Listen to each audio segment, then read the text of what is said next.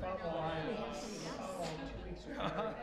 Well, it was like every meeting we get asked this question. I should just put the number. I should just put this together. There you go. Steph and I would use it, and then last year, easy peasy. We sold it. Yeah, for a cup of coffee.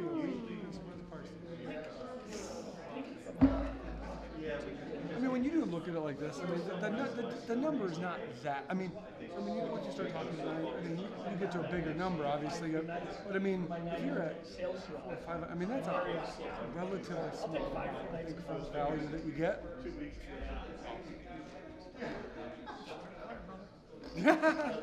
You're one of the S's. I don't know. He was always saying, not worried that. Oh man, we just got our spring schedule for basketball tryouts in a couple weeks. Literally, we finished the fall winter season. We get back from Indianapolis. The next day, it's so next week we're back in Lansing in 2 weeks. Then we're in Toledo. Then we're in Indianapolis. Get back from Indianapolis. We have tryouts the next night. We'll have a board meeting. And a lot of time in Indianapolis. And so we got spring, but it's going to end in Kentucky, in Louisville, at the Run for the Roses, at the big one. That's like a big team, so that'll be fun to just get yellow. Yeah. Oh yeah. Dan, welcome back, buddy. Yeah. How was Florida? Good. Did I make a meeting here before? This is my first one. Maybe it is. Might be a first. You know what it was? I was at a planning commission last week. Oh, that might be it. Yeah, I got back last week. Yeah, that was a good meeting. Yeah. No, I wish I would have. I didn't check to see what was on the agenda. Oh. So like this at in. You watched the recording. I might. I'm going to put it up in, in like 3 days. It'll be up on the YouTube channel. Julius, was there any? He's not going to. What happened since that meeting? Considering it's 7, let's go ahead and get started. Those guys come back. All right, everybody ready to get started? All right. Okay. All right, good evening, everybody. I'm going to call to order the regular board meeting of Ada Township for February 23rd, 2026. Could we all stand, please? Recite the Pledge of Allegiance and take a moment of silence.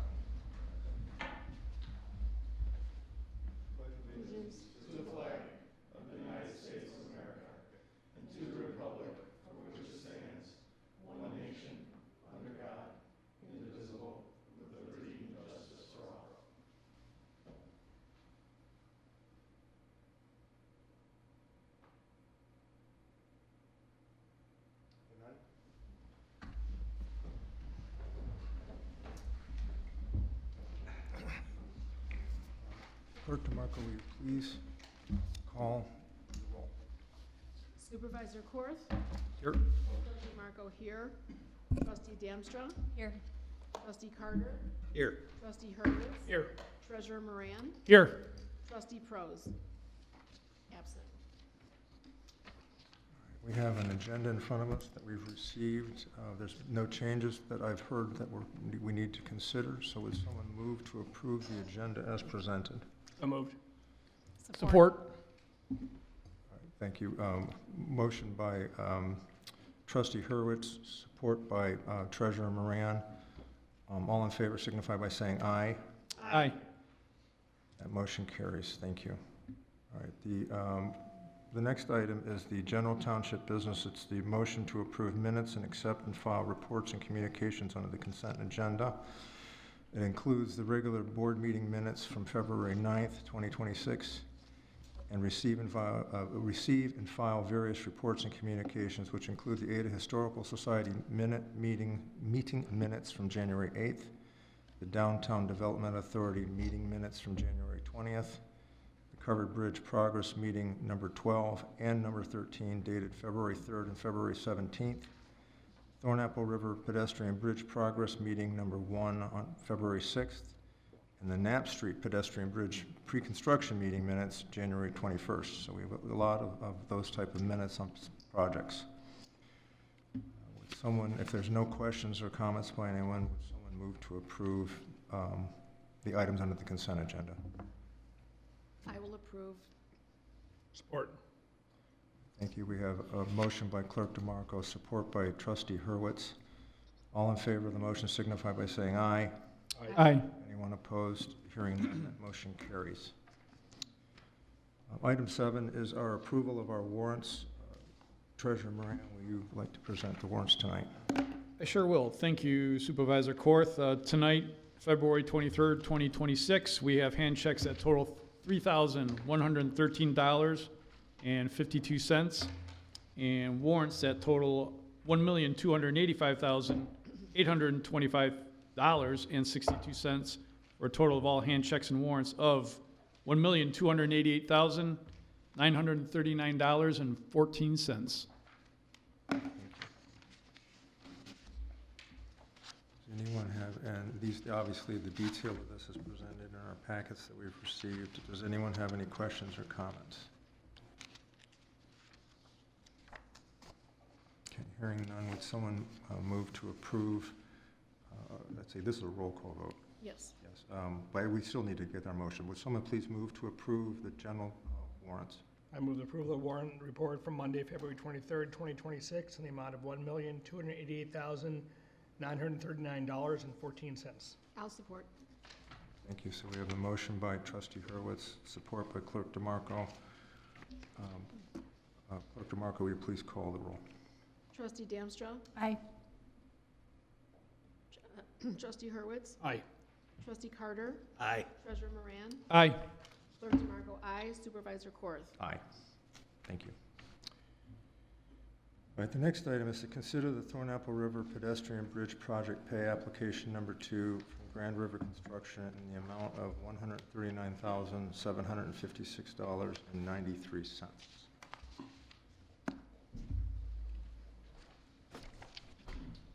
Thank you. Good evening, Ryan Aarons with Moore and Brugink, your Township Engineer. Have before you this evening pay request number 2 for the Thornapple River Pedestrian Bridge Project. This is for work completed during the month of January by Grand River Construction. The majority of the work is for the foundation of the pedestrian bridge, the test case on, and they had completed some of the production case on work as well, along with some traffic control, some excavation, that type of thing. The pay recommendation is in the amount of $139,756.93, and we are recommending still holding 10% retainage on that as well. So, any questions? Question that's not related specifically to this request, but it's related to the project. Are there going to continue to be road closures, or is that kind of phasing out for a while? So there will be intermittent flagging operations for the continued Yeah, that's what I meant. for the continued concrete pours. So they're getting close to having a lot of the foundation work complete. All of the drilled shaft caissons were completed as of Friday. The pier on the non-village side of the river was poured. They will be stripping forms on that soon. Later this week, they will form up and pour the Pier 3 foundation, which is basically that way of the one that's already poured, and then they will jump back over to the village side of the river to pour that foundation. So they will have some pours that will continue, but they're getting close to being done. And all of those do require flagging because their equipment just needs to be on the streets nearby? Yeah, because they have concrete trucks and they have a concrete pump that has to sit there. They pump the concrete into it, so. Are we getting any calls from anybody about that? So I mean, we're communicating with the road commission, and we have, progress meetings every couple weeks. I think everyone understands the project is going on. I haven't received calls and complaints. I don't know if the clerk's office has. No. Okay. That's good. The road commission did say they had fielded some calls and complaints. They asked us to add some additional signing and some advance warning, which we did. We are including them, and Grand River's including them on all their pre-pour or intent to pour notices. So they're Are you getting those. working in the middle of the day, so it's not like the school tail end and Yeah. it's not the rush hour? Generally, the pours, they want to pour in the warmer part of the day, so the last one, I think they started at like 10:30 or 11, and they were done by 1 Oh, o'clock, 2 okay, all right, o'clock. so it's they're clearly trying the to, middle of the day. yes. I will add, though, that while we've not received any complaints about road closures, we get a lot of calls complimenting us on our notices that people are getting, because mainly coming from Dennis, but also through our e-notify system.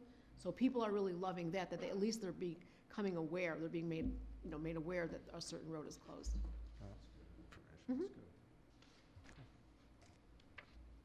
Ryan, this might not be a question for you. Maybe Julius would be better equipped to answer. I just noticed in the progress meeting, we've yet to pick a bridge color.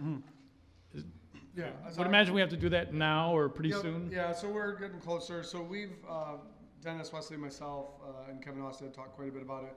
We had reached out to some other communities asking, and you never really think about a bridge color when you're building the bridge, but the majority of the bridges have either been like weathered just steel, or it's been black. And so black was the color we were looking at. We talked to Spring Lake, talked to them about maintenance. They sent pictures over, and so we still have a couple more meetings, but there's not as many colorful bridges across the state as you would think. When we asked, they sent us a email with paint chips, and there was like 50 different colors. It's a blue bridge. Well, other than the Blue Bridge, we don't want to take that from Grand Rapids. We thought about doing like the Ada teal color, but I just, again, it's one of those things where sometimes less is more, and if we just do black, it'll look fine. So would this go in front of the connecting community and then ultimately to the board? Or, So I mean, we haven't, we weren't planning on taking color to the board, but if the board wants to have a conversation about color, we could bring it back to the board. and then secondly, I happened to be walking through Oxbow over the weekend, and I don't know if we don't have an updated rendering of this bridge. The one that they have on the banner has these nice columns.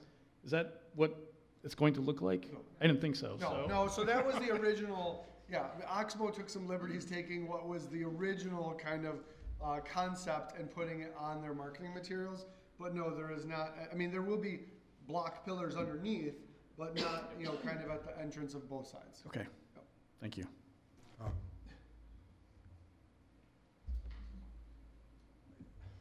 I do have an opinion about the color, and so whether I give it to you now or whether you bring it back to us. The black is certainly in the right direction, but I would really think that it should be painted a blend between a really dark brown and a black. I think the thing is going to be really in our face, honestly, and I think it's going to look like we built another train trestle running through the middle of town on it because of the scale and its proximity to the road.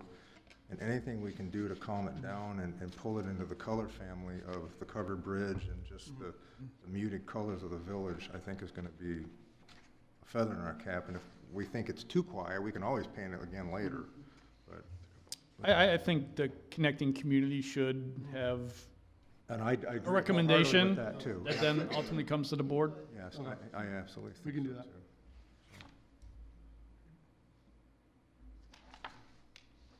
Any other questions about this pay application? Okay, so would someone move to approve it? I move approval of the Thornapple River Pedestrian Bridge Project Pay Application Number 2 to Grand River Construction in the amount of $139,756.93. Support. Thank you. So we have our motion from trustee Hurwitz, support by trustee Damstra. All in favor signify by, well, actually, roll call, sorry, roll call. Okay, Supervisor Korth, Aye. Clerk DeMarco, aye. Treasurer Moran, Aye. Trustee Hurwitz. Aye. Trustee Carter, Aye. Trustee Damstrap. Aye. Thank you. All right, so we're going to open up the, thank you very much.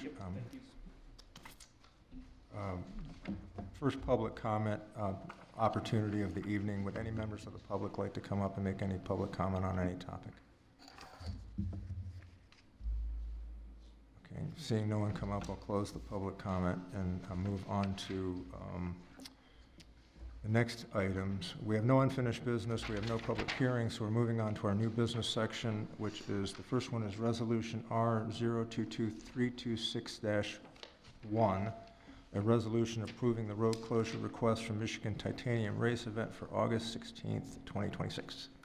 Hi, good evening. John Conkling, Ada resident, President, Tries for Health, Event Director for the Grand Rapids Tri, and then the event that I'm here tonight for, Michigan Titanium. This event has typically been held in August, primarily in Plainfield Township. This is our 15th year. It attracts athletes from 35 states. Typically, we'll have 750 to 900 athletes. It's a very long event. This is an Ironman distance event, so they start at 7 in the morning and they have till midnight to complete it. Includes a 2.4-mile swim, a 112-mile bike all the way out to Ionia and back twice, and then a marathon, which takes place on Northland Drive, onto Grand River Drive towards Ada, and we used a very small section of the Grand River Drive in Ada, and that's what I'm here to try to get the approval for tonight. Okay, thank you. So just a quick question, is the route in Ada, is it the same one you've been using in other years too? Yeah, it used to go all the way out to Knapp, but pre-COVID, like years ago, and then it was switched before that. So it was a smaller loop, and it basically allowed traffic to be able to come down 3 Mile to Grand River and kind of get around kind of the route that way. But like the road closed sign's gonna be at the corner of 3 Mile and Grand River, right? Yeah, and there's always a police officer there as well. Yeah, okay. Anybody got any other questions or comments on that? Would someone consider moving up? I'll make a motion to approve Resolution R-022326-1, a resolution approving a road closure request for the Michigan Titanium Race event to be held on August 16th and 17th of 2026. I'll support. Thank you. Whoever put together all the materials that we have, I did enjoy looking over this earlier today, so I do appreciate that it was part of the packet. All right, so we have our motion, which was by Treasurer Moran, supported by Clerk DeMarco. All in favor of the motion signify by saying aye. Aye. Aye. Anyone opposed? Hearing none, that motion carries. Thank you. All right, thank you, appreciate it. Okay, the next item is Resolution 022326-2, our board and commission meeting dates for fiscal 26-27, which is listed in our packet here. Just one item of note, and thank you to Clerk DeMarco for working with all department heads to get all this information. One of the things we're looking at doing is moving to a calendar year resolution. So this will be for all of 2026, and then in November of 2026, we'll come back with a resolution for all of 2027. We've previously been on a fiscal year calendar, but this will make it a little bit cleaner when the clerk's office or other departments get questions about meetings. This lays out the whole year. Another note, on the Ada Township Board side, there are multiple dates that are highlighted in yellow, and those are 5th Mondays. So the township has talked about scheduling work sessions or regular work sessions, committee of the wholes. So as opposed to scheduling just randomly when we can get availability, this would allow us to put this on the calendar of all the trustees for every 5th Monday, and then we could develop what that work plan would be. Again, that wouldn't be a meeting we're taking votes at. Instead, that would be a work session discussing specific topics, whether it's project updates, whether it's utility rate increases, or upcoming items. I want to say thank you to all the department heads for just aligning with the calendar year, because believe it or not, we get a ton of complaints from residents, like, why can't it just be like a regular calendar? Right. So, thank you. Everyone else lives their lives by the calendar, Yeah, in a regular calendar. right. So essentially, is all the stuff that's in 26 that really runs through our old approval, there wasn't any changes on those, was No. there? No. And I also love the idea of adding the work sessions right in here, so we all know they're there. There shouldn't be, maybe a little conundrum every once in a while, but at least we all know that they're there and we can factor them into our day. The only note I wanted to make, thank you for bringing that up, Clerk DeMarco, is I didn't know if there was interest from the board in having the work sessions be earlier. So our board meetings are at 7 o'clock. Right now with the schedule as it stands, those work sessions will be at 7 o'clock. I know there has been discussion before. I don't know if we want to move the work sessions to 6 o'clock. I don't know if we want to move them to 5:30. I don't know what everyone's availability is, but I'd open that up to the. Is it possible to leave the work sessions with the time not confirmed until we get closer that we're going to use it? Well, Does this require the work session? This calendar, because they're published? Well, yeah, so if we publish it, that we're gonna hold it, and we don't hold it, then we have to put a cancellation notice. If we end up changing the time, then we need to post it as a time change to the existing meeting. So the reason the board does this resolution is it allows us to print all these notices in one location, so we're not doing specific for each individual meeting. And so if there is a desire to pull out the work sessions, we could put a note here that say, work sessions on March 30th, June 29th, August 31st, November, that those will be held at 5:30 or 6 o'clock or whenever the board, and then that would be part of this resolution, so that would cover us. Well, we can probably just come up with a time right now. I mean, I'm sorry Bob isn't here, but. Well, speaking of times, before we move into that, I just noticed typically in the past couple of years, we've had our summer meetings, June, July, and August at noon versus 7. I'll defer to the board in regards to whether they would like that to continue. I'm indifferent, but I do like. Thank you, that's a very good. Good catch. Mhm. I prefer the work sessions at 5:30, so that would be my preference. Even on the summer? He's just saying work sessions, not to say the board okay. meeting. Yeah, the board meetings in the summer, I think Right, that should be at noon, like Okay. the past. I'm okay with 5:30. We've had a lot of our work sessions more like 3 o'clock. Mhm. Is 3 o'clock a non-starter for people, just because it's disruptive? I think That's what my calendar is now. That's like, 3 o'clock's fine with me too. look at the date, 1 second. If they're clear now, it'd be fine. I just think, personally, in the work session environment, in the middle of the day, I personally just feel like I'm more productive is all. Yeah. Something tells me we might have issue with some of these work session dates anyway, just knowing one of the trustees, if that's scheduled on a Monday, which it looks like it is. Mhm. Just saying.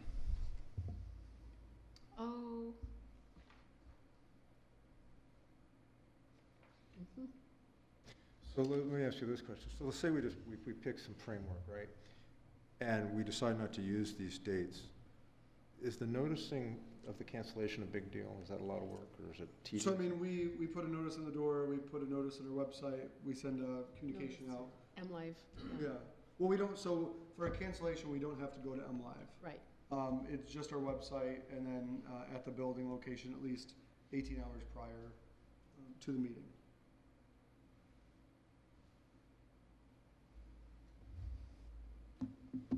So, Two or 3 of the dates have conflicts, otherwise, I mean, we'll figure it out. Trustee Damshaw, do you have a thought? I'm flexible, so I'm okay either way. Well, for the sake of moving this forward, do we want to move the June, July, and August meeting to the noon time, as we typically have done? And then we can schedule these, say, work sessions will be held at 5:30. And then if we need, as we get closer, we can reach out about availability. Because obviously we're not going to hold a work session if we don't have. I don't want, yeah, but if you want to do it even at 4 o'clock, I can do it. I just have some early mid-afternoon conflictions. But if you want to do it earlier, but we can figure it out. so 4 is okay, is a better time? I'll make 4 work. Okay. All right, so can we say the work session dates are booked for 4? And that the You're right. 3 summer meetings are booked for noon, Mhm. and then all the others are at the normal 7. Good? June and August. We still should just double check with, I know, there may be conflicts there. That's why I said what I said. Yeah. I think trustee Prose is Send gonna out have a email conflict to for the that, whole for board, those days. Confirm dates. Yep. I can go through the whole calendar at that point. Well, if it works for the majority, Yeah, I'm just saying, so. golf will have to wait. Okay, so are we ready to then move on this? And if so, would someone move on it, please? I will move to adopt the new schedule for the entire Ada Township board meetings. I'm sorry, brain fart. I will move to consider the memorandum for the board and commission meeting dates for 2026 through 2027, With the changes that we've made. with the changes that we've made on the times for the special work sessions.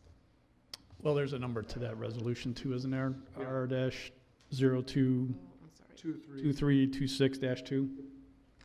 Thank you for Thank clarifying you. that. I'll Yeah. second that. Okay, so we have our motion from Clerk DeMarco. We have support from Trustee Carter for the dates with the amendments that we made, and it's R-022326-2. So all in favor of this motion signify by saying aye. Aye. Anyone opposed? Hearing none, that motion carries. Just confirm, we have one meeting each month in the summer. Mhm. It's at noon. Correct. Yes, Just making sure the, Yep. guys, Yeah. Yeah, that's the same as well. okay, Yeah. just making sure. with the changes we proposed. that's fine. Yeah. Okay, so now we're ready to move on. Consider the memorandum of understanding between the Thornapple River Water Trail Steering Committee and Ada Township. So this is an item that was presented to the township by Caledonia Township had reached out.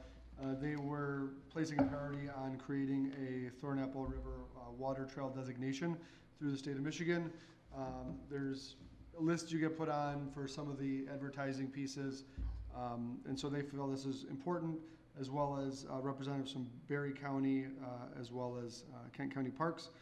And so I've provided the attached memorandum of understanding, and essentially it just says that we will assist in promoting, developing, implementing educational programs related to our water trail access sites. So essentially we've got Covered Ridge Park, and we've also got Legacy Park. We've got, we'll have future trails on Thornapple River that necessarily won't have water access, but will be adjacent. And so this is intended to, kind of put this group together so they can start inventorying all the assets along that are public, and then what each community is doing, getting everyone together, talking about best practices.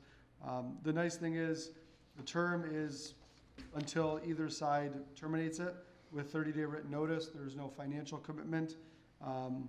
One of the pieces that I enjoyed was that I'm not on the steering committee, because I don't have time to be on the steering committee. I think it's a valuable proposition, but I'm glad that someone else is taking the charge.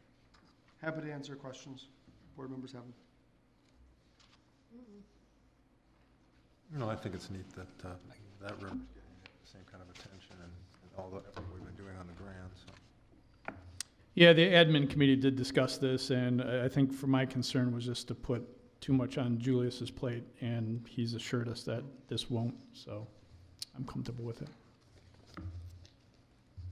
Is there anybody else you would recommend? So I can, Sir? I mean, they haven't asked for any additional. If they did, then we can always discuss that. But they have not reached out at this point.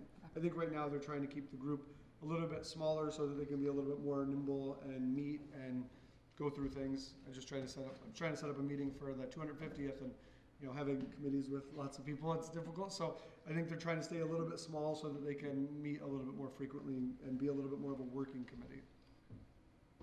I guess I read it a couple times. I guess I'm just trying to understand this. So we're being part of this, but there's no obligation, nothing. But Correct. So essentially what they where's can do. where's the budget for what they're doing to come through to improve? Yeah, so I mean, there's potential grant funding available, so I mean, by putting all these communities together, it gives them potential access or resources with other. That's fine. Now I understand. That's all I had to hear. I'll make a motion to approve the memorandum of understanding, if I said that right, memorandum of understanding between the Thornapple River Water Trail Steering Committee and Ada Township. Thank you. We have a motion by Treasurer Moran, supported by Trustee Hurwitz. All in favor of the motion signify by saying aye. Aye. Aye. Aye. Anyone opposed? Hearing none, that motion carries unanimously. All right, the next item is the recommendation from Parks, Recreation, and Land Preservation Advisory Board for potential millage rate ballot question. And we have Wesley Deason here to talk about it. Yeah, good evening, Wesley Easton, Director of Parks and Recreation. Big night for us here from the Parks and Recreation Department. So as you're kind of aware, I shared a lot of details at our January 29th meeting for those that you were able to make it for the joint meeting.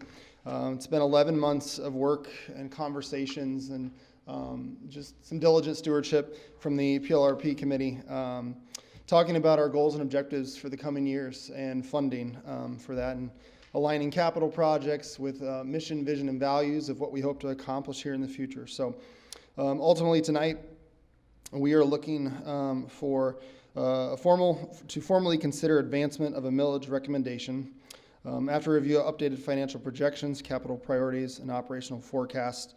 The PLRP Advisory Board has moved forward with a formal recommendation that the Township Board consider placing a 1.2 millage rate for a period of 10 years on the August 4th, 2026 election ballot for the purpose of funding parks, recreation, land preservation, operations, and capital improvements. So there's a little bit of a catch to that. So that's item one that we would love for you to consider.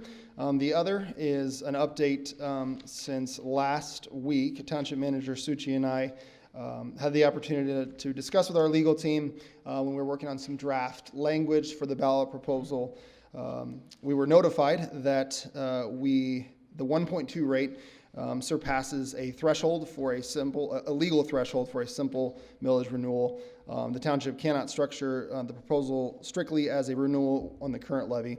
Instead, the ballot language must be framed as a new additional millage that replaces the expiring levy. So we have two options here that were laid out to us from legal counsel. And PLRP discussed this at our meeting last week. Option one, the approach effectively replaces the expiring 0.6265 mil levy with the newly authorized 1.2 levy beginning the same year as the current millage expires. The net increase over the current effective rate would be approximately 0.5735 mils.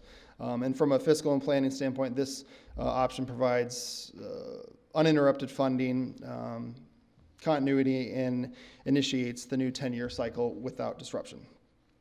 Option two is a little bit different, a little bit more simplified in the sense that it would collect the final levy and then funding would not begin for the new millage rate or be collected until 2027. So this would bump us back fiscally. So all the projections that I've worked on with PLRP through our meetings and our draft budget overview has been based on the 1.2 rate. If we decide to hold off on that, let the current millage expire through its natural course, we would experience a deficit in our budget of around $300,000. Is just kind of a quick number that I was able to calculate between the last PLRP meeting and tonight's meeting. PLRP has expressed comfort and understanding knowing that, hey, if that's the case, we go with option two. They are comfortable with that, knowing we have about a $1.5 million in the PLRP fund currently. So ultimately, the PLRP was comfortable with both options and is recommending the 1.2 rate, as I mentioned, for a period of 10 years on the August 4th election ballot.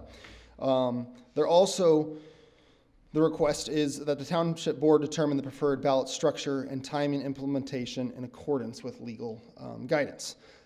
So all that being said, Township Manager Suchi has put up the draft work or verbiage that we received from legal counsel.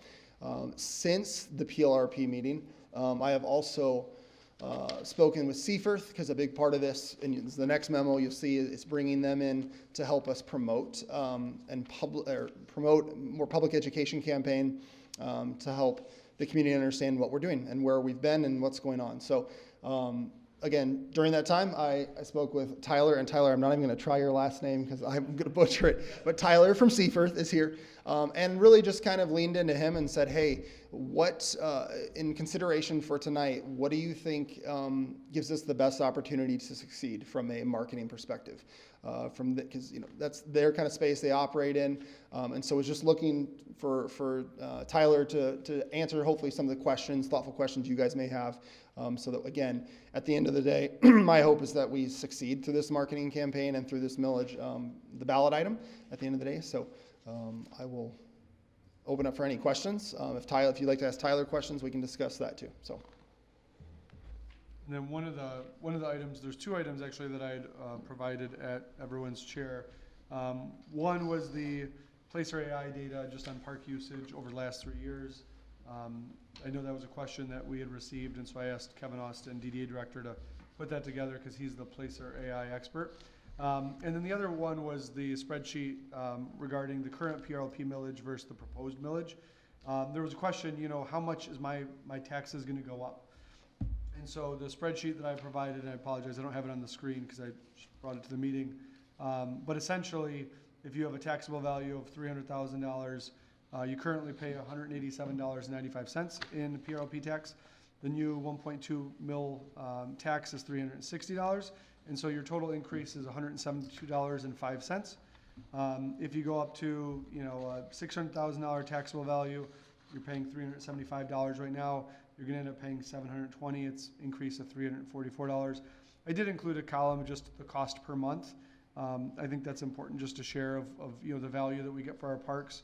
I've joked for a cup of coffee a day you can sponsor your local parks director. And so, I think this is helpful. Obviously, we didn't include every single person's individual taxable value, but I think a range from $300,000 to $1 million is generally around a $550,000, $600,000 house up to about 1.8, probably $2 million. So it gives us a pretty good range in Ada. I would like to just mention one more thing, and I'll let Tyler speak to it. But Tyler, we spoke last week on Friday. He said, hey, Wesley, let me take a look at these two options that have been proposed. Let me sleep on it and chat with folks from his organization. And he does have a recommendation based on what he shared with me today. So. Again, Tyler Lushton, Seaforth PR, one of the partners over there. For ease and simplicity, number one seems to be the most easy to explain to people and your constituents that what's happening, that the 1.2 levy mill would be more across the board, simple to explain, rather than explaining that you have your 6.2 now until December 2027, then you have the increase adding the 5.7 at that date. So, we may run into a little conundrum of explanation of why are you bothering this with this today, coming in August when it's a whole nother year out, opposed to this option gives you the point of just explaining it right out. You also have the opportunity to talk about the increase of assets that you have and the amount of dollars that you have to put towards the new assets that you have to take control over and actually take care of, so along with programming. So it gives us the opportunity to explain that all at one time, opposed to say, we're going to stay where we are now, but then in another year we want to have the increase and we're doing it now, and kind of explaining all those things plus the education of what you're doing and why you're doing it, and the increased assets over the years needing more. All of a sudden it becomes a lot of information at one time. So if we can take it down to here's the millage increase, and this is why, it's much easier than adding in those other pieces.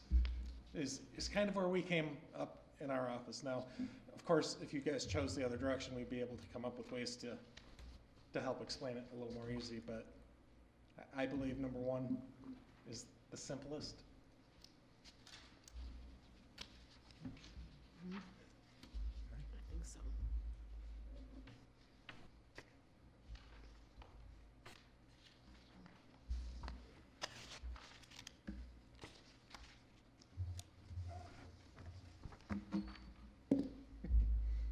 Any questions? I think Seaforth has done a good job in the past leading us through some of these processes, and I just think it's just important to understand when we have two options in front of us. My bigger concern is I think the millage rate is fine. I think the reality is what we're doing with the parks is impressive. I just want to make sure that we're able to explain clearly to the constituents and to all the citizens of Ada that we're doing it with thoughtful, and that I think sometimes you explain too much, you're kind of losing the argument when you're explaining. But I want to make sure that we're just how we're doing it the right way and making sure we're able to do it and bring this home, because I think the idea with the wonderful park work we've done over the years, I don't want to go backwards. I want to make sure we're continuing to excel in this area. Right, and I believe the $300,000 deficit becomes a hard point to explain too. Yep. Okay. Mm-hmm. Just out of interest, do you know offhand when legal said that we couldn't do it as renewal because the amount? What is the threshold? Yeah, there's requirements. I think we go up to 1.125 was the maximum for renewal. And so when you know, when Wesley and the PROP started this process, you know, 11 months ago, I mean, they didn't have a number in mind. I mean, at that point, it was renewal at a bare minimum, and originally the first conversations were around 0.7, 0.8, 0.9, and then as they started talking about needs and all of the parks and what was required to maintain them, that's when the conversation started going north of that 1.1 threshold. And so we didn't realize that was a threshold because, quite frankly, we didn't go into it with a thought that we were going to 1.2. And so there, you know, it's a little bit of a good case, bad case. One good thing that comes out of this is no matter what, the township does receive its 0.6265. That'll be rolled back by Headley a little bit once we get updated numbers. But it allows us to go to the voters in August, ask the question, and let's say we miss the mark and it doesn't resonate and you know, the public says, I've got questions, I don't feel comfortable, and let's say it loses barely. There's more time, then potentially the township can pivot, potentially look at a November ballot, or they can say, let's come back the following year. One of the things we try to avoid is the renewal versus the millage has expired and now you're asking for another mill. You know, it's a renewal, but it's the following year. So I mean, right now we still have it. You renew it, it continues to go.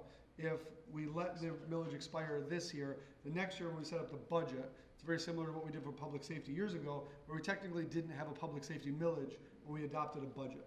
And that's a little bit more of a concerning space to be in. So your plan, when we had the joint work session, the plan originally was, let's roll with 1.2 in August and see what happens, and if it fails, we can roll it out in November. What I'm hearing now is that, we'll wait a year? Well, no, so, I mean, if we go with option one, we would move forward now, and the 1.2 would replace the 0.6265. So we would capture 1.2. Yeah, in 2027. No, it would be in 2026. The second option is we move forward with collecting our 2026 millage, and then we request 1.2 mils as of 2027. Gotcha. So there's no millage during the year, or it just? The last year of the 0.65 So we would keep we would use the existing point. That still goes on. 0.65. So let me rephrase my question, is that we wouldn't put this, if it's on the August, which it will be, we wouldn't put it on the November ballot if it fails. Either one. So I mean, that would be a question obviously for the board. Okay. But realistically, you know, if it was close or if we felt like messaging, we could update it, we could change it. I don't know that we would need to rush it through that quickly, knowing that we would have 0.6265 available for that December. Okay. And I guess I don't want to, the question is, so that it's the 0.085 mils that were above the threshold. But if you wait the year, or you have to put it back on the ballot again because it doesn't work, You're going differential money is, yeah, I'm kind of, you know, what's the strength of a renewal at, you know, 1.1, what, 1.125 versus the 1.2, and the risk factor and what's the communications of a renewal versus a new millage, and the amount of money if you end up losing it by having to wait another year, you've almost lost money in the equation. No doubt. And I almost think that with option one, it's more transparent. It's just, you know, not trying to put it under the guise of a renewal. Right. You know, we got a lot of things going on. We have new parks. We need more funding for our parks department. So for a variety of reasons, I'm a big fan of option number one. Me too. 1, 2, yep. I'll just jump in. The only thing you really lose in option one is saying the word renewal. Yes. Yeah, that's really the only thing you lose. That's why we have Seaforth here to help us get that through. And Exactly, Now, Tyler. I can't guarantee anything. No, I know, but I just want to make you sure know, how we're, important is the word renewal Well, and I to mean, you guys? and you it's know? important because, I mean, Tyler assisted with a public safety millage, which was not a renewal. Right. Because it had already expired. So we've gone through this before, and Seifert did an excellent job with the educational component. We have heard there is a group out there that is a yes parks, support Ada Parks. So that's good. The township is not able to be involved in any of that. We strictly stand from a education campaign, not a marketing campaign, education campaign.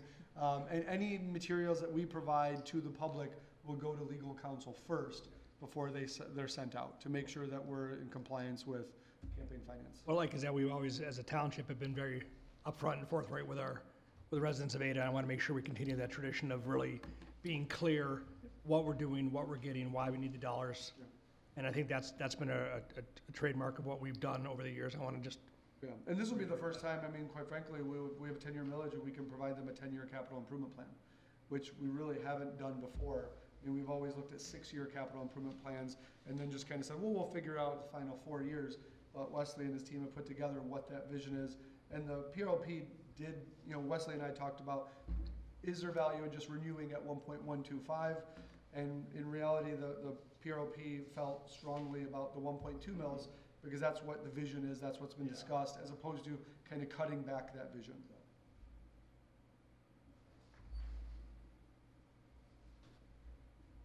Okay.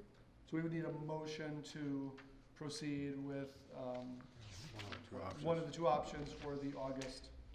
I'll make a motion. I'll try to redeem myself from that last debacle. Thank you, Treasurer Moran. I'll move for the recommendation from Parks, Recreation, and Land Preservation Advisory Board for potential millage rate ballot question. Option one? Option one, I'm sorry. It's like you got, One of these days, I'll get it, one of these days. I'll second it. For the August ballot. For the August ballot, August 2026 ballot. Okay.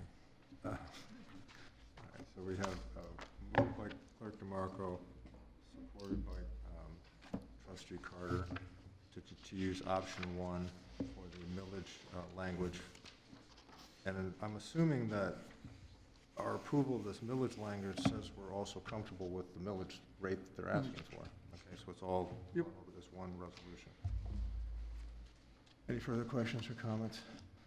All in favor of the motion signify by saying aye. Aye.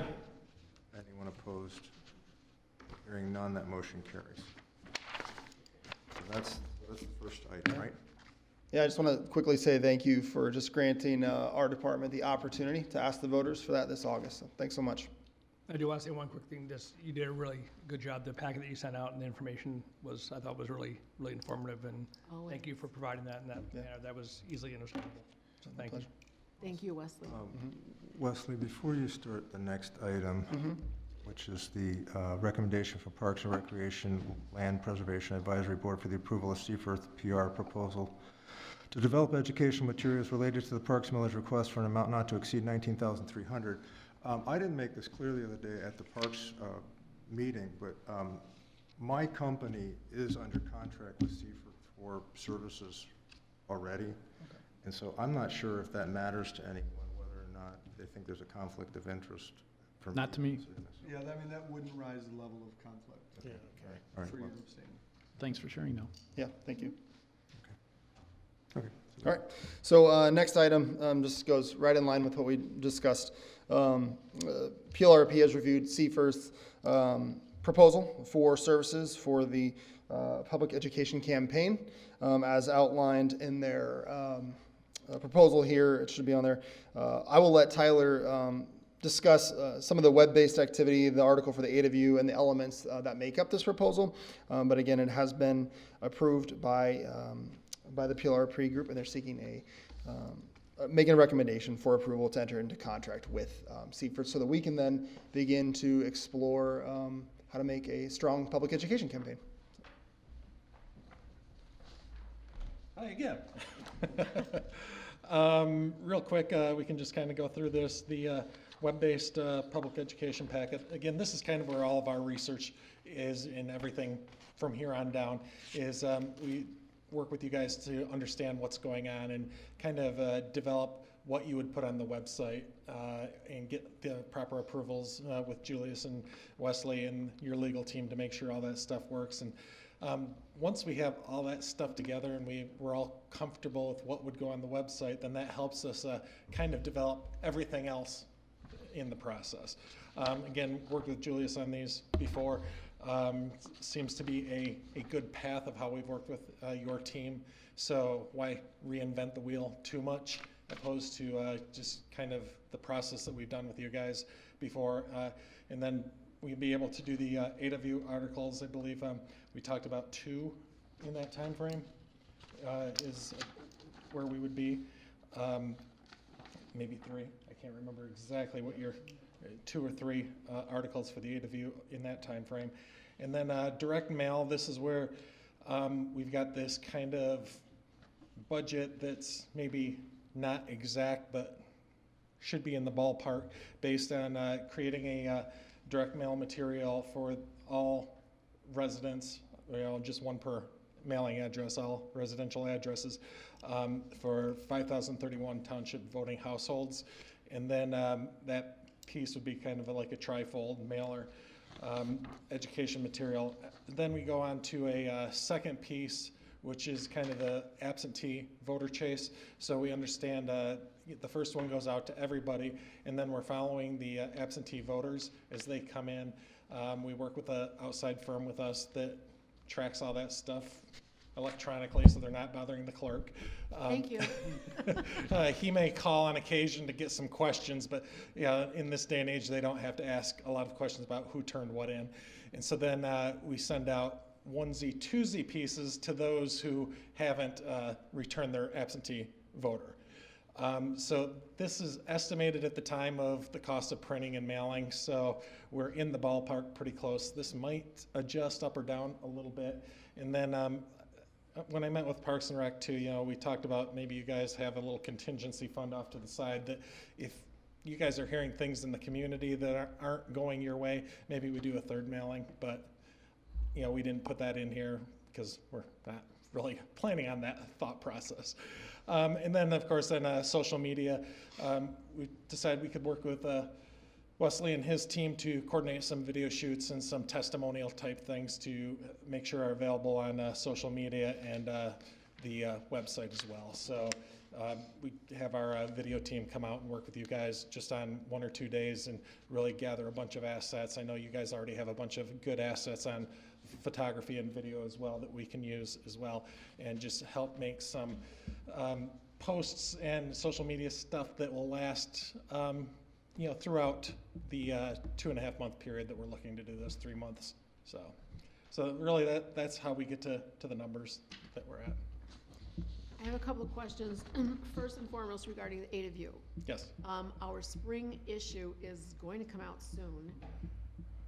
And I'm going to say probably middle to end of March, we're going to start working on the summer. So you'd want to get your inclusion into the summer article, and I will ask to share your contact information with our deputy, Erin McIntosh. She manages that project, spacing, timing, like the size of the articles and whatnot. Right. And then as far as you did mention an absentee ballot chase, certainly give them my information, but I would like to know, I'd like to have a chat with whoever is coordinating that effort, because that's a real busy time for us. And maybe if we had some information like what would they be looking for, we can sort of pre-plan or pre-prepare, or as we're checking ballots in and whatnot, we can sort of earmark certain things that your team would be looking for, you know what I'm saying? Yeah, they have not had to bother the clerks in the last bunch of these that we've done. So I will get with him and make sure, and if he has any points to get with you, but. Absolutely. There- Certainly we'll, give every single effort we can to help. Okay. You know what I mean? Because this Good. benefits all of us, but Good. it's just a real busy time. Yeah, understood. And, the miracle of everything that happens now with you guys and how it's all entered in, it's really been able to be pretty seamless without bothering the clerk's offices. So hopefully it continues that, but I will make sure we work with them. And also, one more thing, we do a lot of notifications, especially around election season, within our own website, our e-notify system. So if you wanted information on that, I'd be happy to share with you anything that we're sending out, especially for the August election. Right. I've already had some drafts of certain things made. I mean, there's going to be constant notifications. So jump on that bandwagon too, and we can certainly work together on that. Okay, perfect. Yeah, that should work out well within the, like I said, within the web-based and the 8 of you part. We can put those together as all part of the budget, so it's Great. not that big of a deal. Let's work through the rest of the motion first before we get into the nitty-gritty. Any further? I have a question, and the reason is, at the meeting the other day with the Parks Department board, I voted down this proposal. And I was the only one that voted it down. And I didn't vote it down because of not liking the concept. I voted it down because the value of this bumps up very close to where we would normally solicit some bids. And additionally, I'm seeing it in my time, in my role here, that we're using the support of more professional communication services more than ever.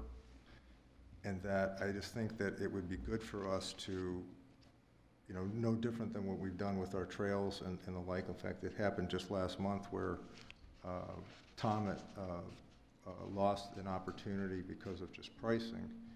That I just wonder what the concern is of the board of this. I'm really, in other words, I'm asking the board here to help me out with this concept. Is this something that's a concern of the board members, that we should really have different firms at our disposal, have more relationship than just one?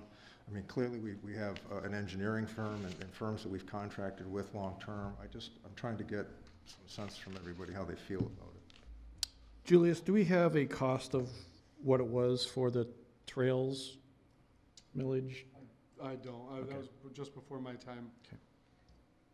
One of the things I would say, and I'm not a board member and I don't vote, but I would say I consider Seafirth very similar to Moore and Brugink or some of the other contractors that we use, where when we've needed them, they're available. They assisted us with the drain commissioner issue. They assisted with the public safety millage, and the owner of Seafirth is an Ada resident. I think there's value in working with a firm that's local as opposed to, and we've received solicitations from Sabo PR and others in the past, and we've talked about, you know, at some point as part of the budget presentation, I'll be presenting, actually bringing in a communications coordinator position, because we are seeing more and more of this type of thing. But I think utilizing a local firm that understands Ada, has a lot of contacts, knows the community, is better than if we came back and said, we're going to use an outside firm that might be $500 cheaper. But, I mean, that's just my own thoughts. I think depending on the level, the magnitude of whatever the issue is, I'm all about options, and I understand what you're saying. I mean, when we contract out big dollar projects, of course, we're gonna get a couple of bids and, you know, weigh them, review them, whatnot. But I think for something as important as this, I do agree with Julius and Treasurer Moran that they're a known entity and they do have a stake in Ada as well. So I would certainly opt to go with you. Do we have a policy on the dollar amount? What- Yeah, it's $20,000, but it does indicate the board has the ability to waive that. So I mean, the township So has that's waived what that in you were other alluding to, the instances. 20,000? Yeah, that was just getting real close to that hurdle. I mean, if this was 12, I probably wouldn't even be talking about it. Yeah. That's all. And I'll tell you what, I didn't even know that you guys had the $20,000 piece when we bid this out, so. Yeah. And I So will say, we did come under it even without even. yeah, and that's been updated in the last year. When we went forward with the public safety millage, we used Seafirth without any additional bids. And at that point, I think our threshold was $10,000, and but the board has the ability to waive that if it so chooses. Yeah, and really, the only difference, honestly, we kept our rate the same as way back then. The only difference in pricing, I believe, was the direct mail pieces, and then you added the social media element to it as well. So if you were to look at this, it was couple $1,000s difference in the direct mail because of the cost of mail, not the cost of our work. And then we added the social media component that, you know, has become more important than it was then, you know, just 4 years ago. So, you know, our pricing hasn't changed, you know, for you guys at all. You know, we didn't come back and say, yeah, our new rates are really higher. We stuck with what our rates were back then with you guys because we had worked with you for so long. And Tom, I agree. I with your point is well taken, but I do think that, as Julia said, that I kind of look at this as more merging, because it's kind of the same type of relationship we have, which trusted, and they've also brought these home every time we've done these in a clear, concise manner. And I think I think it could be a bigger discussion for another day, but I think right now as we have a pretty good thing going. So, but I appreciate The I- transparency is important. Yeah, I wasn't expecting it to change anything earth-shaking here at this meeting. I just was trying to put it, as we talked about the use of these type of services, and whether we even consider hiring somebody, which that was interesting. It just kind of goes into the hopper of communications and things. More work session topics down the road?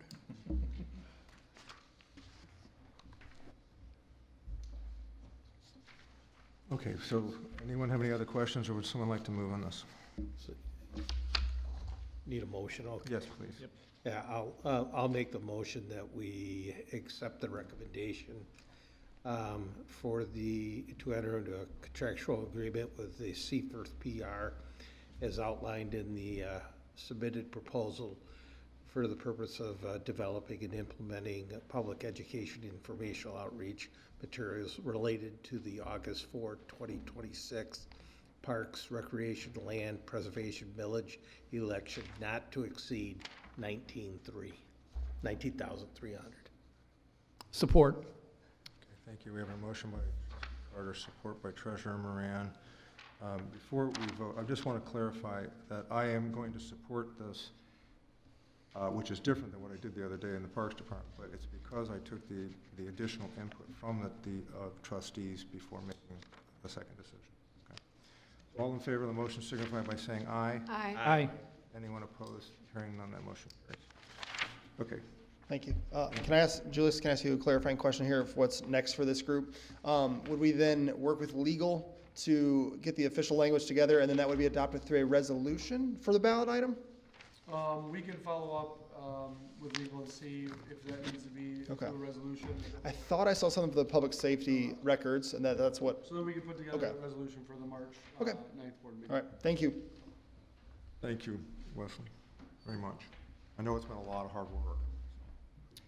Yeah, looking at the date of the original proposal was October 2025 was Seaforth's proposal. Okay, so we're ready to move on to the department reports. Tonight we have the manager's report for February 18th. Julius, do you have anything you want to specifically speak to? Yep, just I sent out a couple emails holding dates. So we originally scheduled to have our budget work session that was going to be separate from our capital improvement plan work sessions, but we had the joint meeting with Parks. We're having the joint meeting with EDA. We had the joint meeting with Planning Commission in December. And so I want to ask the board, is there a desire to hold these as separate meetings? We can do the CIP in one meeting. We can do the budget in one meeting, a separate meeting. There was quite a bit of detail provided in the joint meeting with Parks regarding their CIP and their budget. I'm happy to do either. The current dates we have right now that I had availability for all board members was March 9th or March 17th, and that would still allow us to adopt the budget at the last meeting in March. March 17th is getting pretty close to that date. If there was big changes or concerns, I'd rather do it earlier. I could also present potentially a draft budget or the draft CIP at the March 9th meeting, our regular meeting, outside of the work session. So just trying to identify how the board wants to digest this. If they want a 2-hour session where I put the budget and CIP together, happy to do it. If we want to do CIP at the 9th and then budget on the 12th, I'm happy to do that. I just want to get feedback from the board. Because I know it's a lot of special meetings.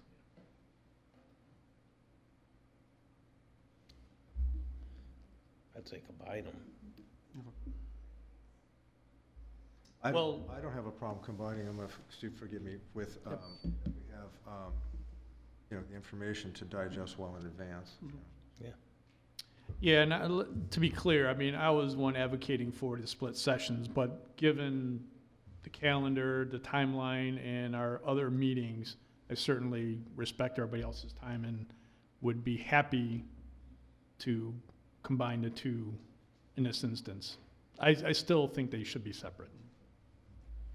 I'm gone on the 9th, I'm available the 17th, so I will be gone on the 9th, so. that's other than- What about the 12th? I don't come back from my meetings, I don't come back to the 14th. Okay. So we can move forward with the 17th, and, and that'll give me, I'll have information well in advance to provide to the board members. When did you have it on the 17th? You know what time it was? 3 o'clock, 3 to 5. You had mentioned that we've spent a lot of time already on the parks and land preservation too, so that we've actually had an opportunity to digest one of the more complex ones already. Yeah. And so that should help make the joint version of it easier. Okay, so then do we want to shoot for March 17th at 3 o'clock for the work session? I'll bring the green beer. I was gonna say, as long as we get yours, sir. I'm gonna dress in green for money. Okay. Anything else on here? The only other item I was gonna say is, I've got a picture of it on the screen. This is the Carl Creek crossing sign, but actually they installed Roselle's last week, and the signs look, I think, really cool. So we're excited. There's a couple left that were on hold at Legacy Park as well as Covered Bridge Park. Wesley, did they install both of them at Roselle or just the one? I believe it was still both. Okay. Originally, there was a cabinet that was damaged in transport, so they had to create a new cabinet, which took a couple weeks. So it's exciting to see this wayfinding signage project. come to I've an gotten so many comments already about the signage from people, positive. It's really end. I was exciting. gonna say, I hope it's No, good. but they like it. It's unique. It's kind of, it's visible. It's fun. It's. Yeah. I'm amazed. I'm surprised how many people have reached out to me about it. It's funny you say, I was going to say the same thing. I mean, these signs, I mean, we hit a home run here, and believe me, I mean, I was on a sign committee way back in the day, and we could have never come up with something like this. So that was money well spent. It looks great, and it doesn't get old. I think, I mean, it'll last a long time. Do we have, that leads right into my question about the actual signage itself. Do they have an expected lifetime? I mean, did they give us an estimate? Is it a 10-year, It was, 7-year? I'm trying to remember, I don't know, so I know we talked about weather material, we talked about being able to replace the signs at affordable cost. We had one damaged the other day, so I want to say it was 10-year warranty, I think, on fading, and then I thought they said the useful life was 15 to 20 years, obviously depending on, other factors. And one of the components, to Kevin's point about the sign committee, because I got to experience the fun that was the sign committee for not nearly a year, but longer than needed. And one of the things that we really looked at was if we could find traction with the right company for this, that maybe we could then use that same company for the township-wide signage. And so that's obviously a different conversation for a different day. I want to finish this project before we start going down that path, but I think they've done something really unique, really cool. The colors and then the comments have been really, really positive that I've received as well. With that note, I'd be happy if they want to look at the sign at the corner of Knapp and Grand River again. Yeah. No, just leave it alone. Half the people. Leave it alone. I know. The Ada Township sign? Yeah, the one. Thank you. No. I second that. No, I was saying only because of how good these came out. Otherwise, I was happy leaving it before. And I think there's, there is a potential to work with Corbin and say, how do we reuse what we have at that location if we go down that path? Only when Kevin says it's okay to do so. Yeah. I'm still traumatized. PTSD or something, I don't know. It'd be as simple as trying to pull some of that color into that sign. Yeah, honestly. but yeah, no, so I just wanted to share that. I think it's, that project was technically supposed to be done last December. We ran into issues with some of the design components, some of the build components. Yeah, well, the 2024, December 31st. A little bit was Metro Signs, local company that we worked with. They had a project manager change. He made some promises that I don't think he ran up the company flagpole, including them covering the cost of this wood, if you remember that being one of our meetings. But we also had some conversations where by the time we had gone through the whole design process, Covered Bridge Park became a reality. Chief Hazy Cloud Park and other components that weren't necessarily included, we had to kind of go back to the drawing board. So a little bit of shared ownership in that delay, but I think at the end of the day, everyone's excited that the project looks as amazing as it is. So I'm not necessarily that concerned with the delay.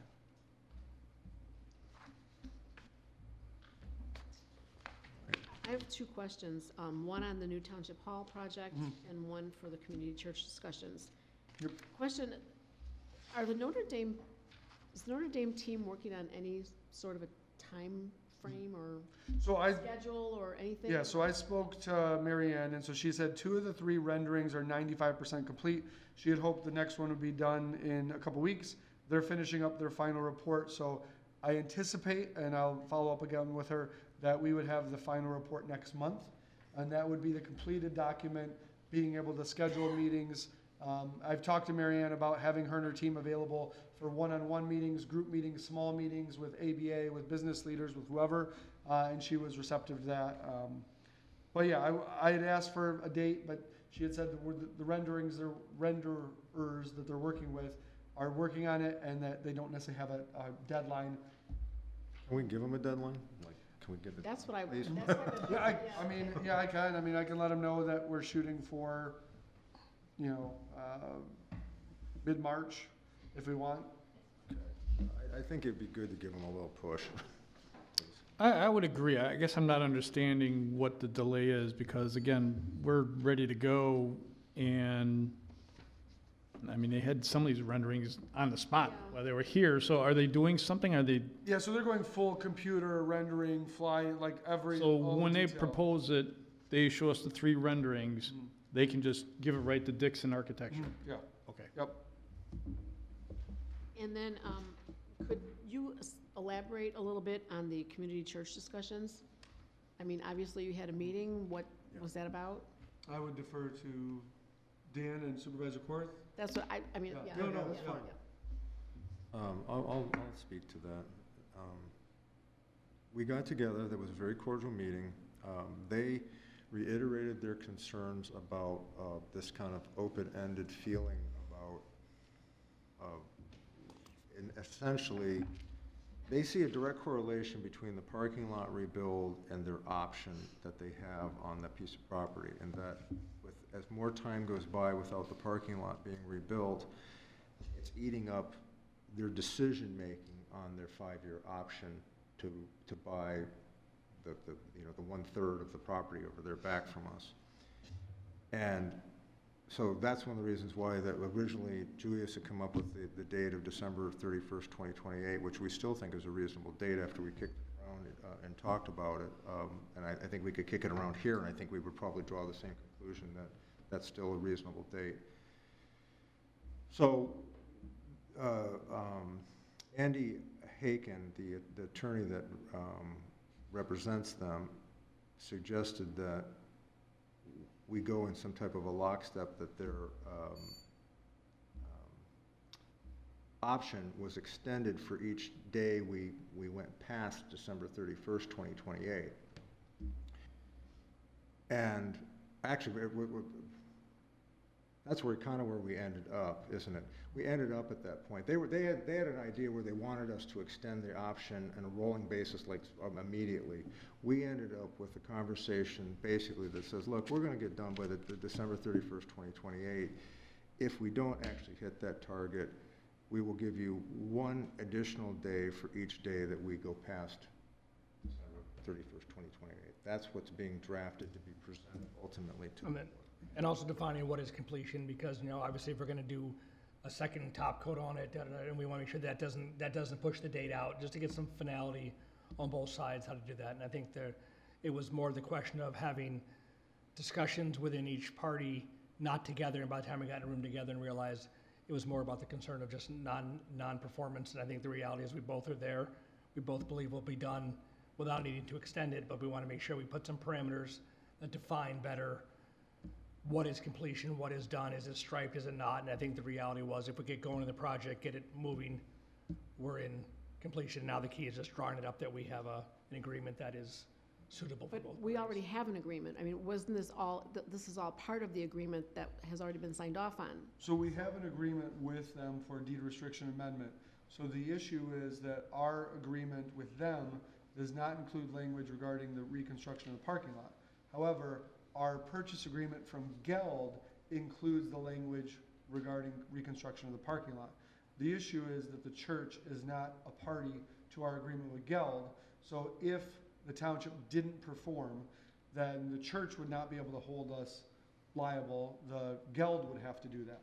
And so this was a way that we amended the agreement to allow them to essentially hold us accountable for that. as opposed to having Geld and trying to remove a third party from the component. And the concern was that they felt that Geld was going to originally redo the parking lot. They did not perform on that, and then so the concern was it was kicked to us that it would happen again. And you know, I can't blame Andy for having that type of opinion when they've been burned once on that, and just want to make sure that they were in a position of having some sense of recourse with the township. They also, Geld gave them the original Geld contract that they had. The parking lot was supposed to have been built like 5 years ago. And so that they themselves have this irritation that they got dissed by Geld, who sold the property and didn't complete their piece of the contract, and then we picked up the responsibility. But the question is, do we really have any responsibility that we didn't do it 5 years ago when we weren't even involved? So that's really what this issue is about. And they see there's a value proposition that's being affected because the parking lot's not redone. And all we're trying to do is give a little bit to them, being both neighborly as well as kind of living in the spirit of the original Geld contract, even though we don't technically have responsibility, but we kind of have civic responsibility because of what we are as an entity. We're an entity of the community. Well, we technically do have responsibility to reconstruct the Well, parking lot. I'm talking about the timing of it more than anything. And the reality was the fact that we went in there, met with them, expressed our care that the church was still part of the community, was it considered as a valued member of the community, and that we wanted to perform in that manner and work it out. It became a very simple conversation at that point. It says, let's just figure out how to paper it correctly. That's good for both parties, and move on. It was actually a very amicable discussion. The other thing is that Julius, correct me if or enhance my knowledge, I guess. We utilize that parking lot that we have the contract for use. We don't own that parking lot. Correct. We don't own it indefinitely. Correct. In other words, if they really got irritated with us, they could say, look, we don't want you to use our parking lot anymore. When the contract lapses, suddenly there's no place for the farmer's market and there's no municipal parking. So that, it's not that they have us over a barrel, but we are in a true partnership with one another here. And that's what we're trying to work through that. But we will bring draft language at the March 9th board meeting for the board to discuss and consider. And Dan was there as well. Is there anything else you want? Yeah, to me, it's a reasonable deal. I mean, I don't think we're gonna go beyond that 2-year or 28 date, but if we do, okay, then we'll tap that same amount of time on their option. And I thought that was a fair solution. And really, I thought they were very reasonable in talking with them. The other thing that plays in my mind trying to just resolve the issue is that the parking lot is not perfectly designed at this point from a true walkable community and some of the things that we're trying to do from a planning perspective. I think Notre Dame, when they do their presentation, is going to see some layout changes of that parking lot that we may or may not be expecting based on them trying to get our farmers market to fit in comfortably, trying to create the placemaking exercise that we're trying very hard within the community to have this highly walkable environment. We want, I want the community church to be engaged in that process and like that process and work as comfortable partners. And so that's another reason why I'm trying to give a little bit, because they are really adamant about feeling they need some satisfaction to this Geld transition thing that we got caught in. And it's before our time too, you and me. But Oh, trying to work absolutely. through it, so. Right. Okay. Thank you. Yep, you're welcome. Okay. Anything else? Nope. Any other board member comment? You know, we talked about 3 Mile and the possibility of looking at that legally to see if we can kind of get around, the county's requirements. Have we done anything on that? We haven't done anything with that. We have had, the residents of 3 Mile Road have submitted petitions to have the Natural Beauty Road designation removed. And so we're working with them to finalize that before it goes to the road commission. And the next step there would, the road commission would verify all the signatures, and then they would hold a public hearing. So Kent County Road Commission Board holds a public hearing, not the Ada Township Board, but Kent County Road Commission does. They would likely do it here, and so we would obviously let the board know what that date and time is. But then they consider the removal of it. So the residents did not ask for the removal of the, and paving, or removal of it and XYZ. It was simply the removal of the designation so that the road commission could then work with the township to identify what those safety improvements could be to maintain it or keep it as a gravel road. And so that still is gonna, has to come. I'm actually in possession of all of the petition signatures. They've doubled the requirements, so you're good there. And that whole effort was coordinated pretty well. The last signature that was needed, Jennifer came in and she's taking care of that today, yeah. Do we know, I was under the impression that the people who had actual frontage on the road have to be the ones, Not for the road commission petition for removal of natural beauty road designation, anyone in the township. I wonder about that, Because the idea is that, what they said, the road commission said, is it's anyone who could traverse that road. So anyone who's driving on that road, not necessarily just the individuals who are. And if you really read the designation for the natural beauty road, it's not applicable to that section of 3 Mile at all. So how many of the natural beauty roads do we have? We have 2 Mile, we have Taos. We have 2 Mile, we have 3 Mile Road, we've got. Leonard, Crayon, Conservation. Conservation. We've got a map with them all highlighted in my. If it happens this way, is there a risk of a domino effect? Yeah, sure. Yeah, I mean, I've had residents asking for petitions to pave 2 Mile Road. And now, in the 5.5 years I've been here, I've gotten requests and we give them the petition and then the petitions never return because they can't get more than 50% of the people on their street, which is typically what the township has done, for a paving, which is different than the natural beauty road designation component. So the township has always said, if you can get more than 50% of the people on that stretch of road supporting the paving, then we'll move forward with it. Apparently years ago, that came about because the road commission was working with the township on a paving project and it came back and then the township turned it down. And that cost about $50,000 in engineering fees for the road commission, so they wanted more buy-in. But you're saying that, so in townships, you could have, on Taos, for example, you could have an entire road say, we want to leave it as natural beauty, but they get, someone can get enough petitions in the township to remove the natural beauty from a road they don't even live on. Well, so the road commission, I mean, will hold a public hearing and then they'll take all that into consideration. Okay. And so, I mean, it's not as not simple as, binding. yeah, it's not as simple as, those residents on Taos could come to that meeting and explain their case, as well as, and I think Clerk DeMarco talked about what the actual natural beauty road designation means versus Actually what is. our roads are now. I mean, I've had conversation with the road commission where they said, quite frankly, 2 Mile and 3 Mile Road are both too high a volume to be really under the designation from a safety standpoint, because they don't have proper drainage, they don't have a number of components. This isn't, 1970 or 1950 when all these roads were created, and you didn't have Amazon truck drivers, you didn't have service deliveries, you didn't have landscaping companies, and 20 trips a day for a house as opposed to 2 trips a day.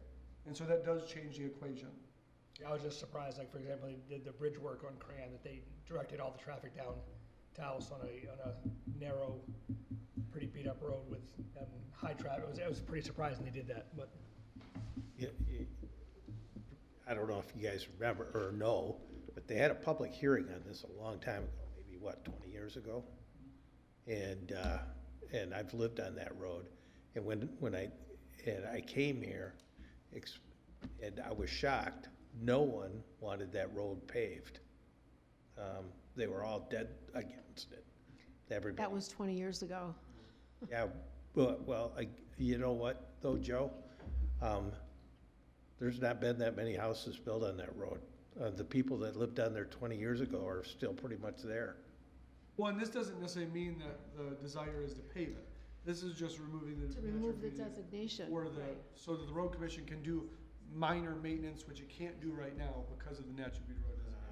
Because if you really read through the nuts and bolts of that whole designation, there's certain things that the road commission would do naturally to maintain it because they're required to. But because of the designation of that is the natural beauty road, that kind of eliminates some of the responsibility. So they're not talking about paving, just removing the natural beauty designation. Now, it doesn't mean that the second that natural beauty road designation is removed, we couldn't get a petition that says they want it paved. again, so I mean, we need to be realistic about what could come Yeah. from any of this. But Now, that's not our decision. Correct. Correct. And right now, that's not what we're dealing with. All we're dealing with, again, is we're just trying to assist the residents. They have concern regarding safety, maintenance, something we were able to talk to the road commission, identify what is the path forward that would try to not necessarily go the full route of paving. And so this is that option. Obviously, the road commission, once it holds its public hearing, will let the board and the public know about that. And so those residents on 3 Mile Road can come and speak, as well as anyone else in the community can, and then the road commission would, and obviously include consideration if there was a desire for board members from the township to speak as well.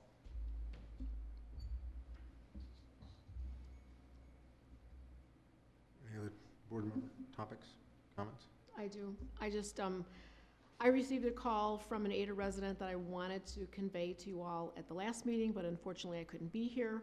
I received a call from Ada resident David Macy wanting to say thank you to several township staff, and I really think this was a long conversation. It was so enjoyable. I just wanted to give a shout out to everybody. His name is David Macy, and he named individually so many of the staff members, telling a long story about each of the situations that our team helped them with, particularly Manager Suchi, Planning Director John Said, and his whole staff, Assessor Stephanie Boardman, and several of the buildings, facilities, and ground staff for assisting them with their expertise, with patience, and always, and he emphasized always in such a kind, personable manner. And not that I personally ever need a reminder of what an incredible team we have within these walls, but I also wanted to say a thank you to all of you for all of the support and compassion that you've extended me these last 2 weeks with my own personal family situation. So thank you all. You are the greatest team that I've ever had the pleasure to work with. Thank you. All right, we're going to move on to our opportunity for additional public comment. Any members of the public like to come up at this time? Okay, hearing none, I will close the second public comment and ask for our motion to adjourn. So moved. Support. Thank you. We have a motion by trustee Hurwitz, support by treasurer Moran to adjourn at 8:25. All in favor signify by saying aye. Aye. That motion carries unanimously.